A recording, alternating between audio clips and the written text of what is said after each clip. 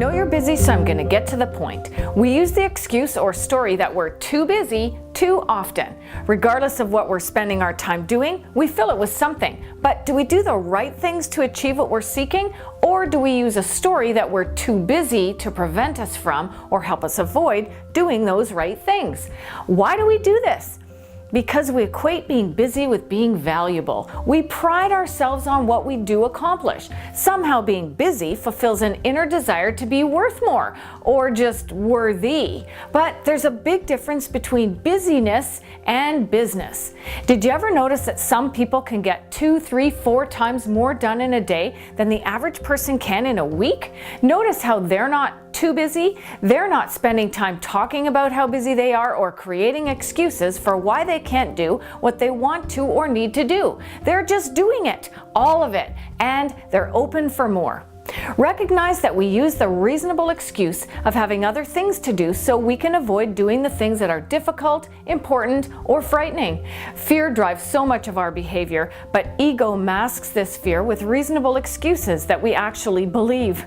Here's some examples. 9 years ago, a businesswoman contacted me several times to show me a service that would help my business grow. I was too busy to listen.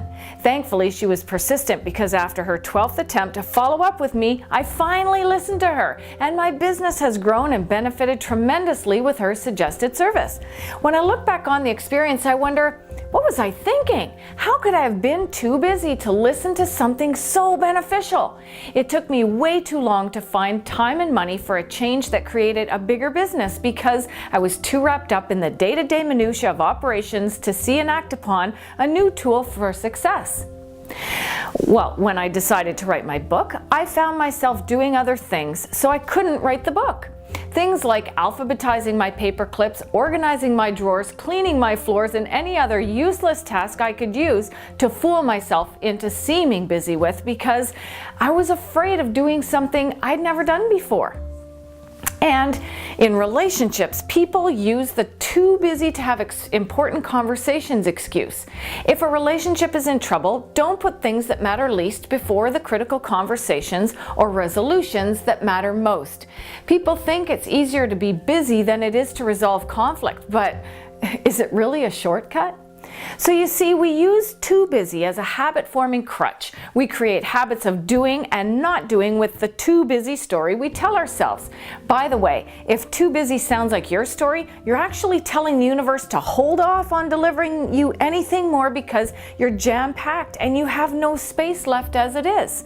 So how do we self-correct? Well, we need to be very clear about what we're up to. Be on to yourself. Notice when your addiction to urgency and busyness distracts you from doing the most important things, and ask yourself why.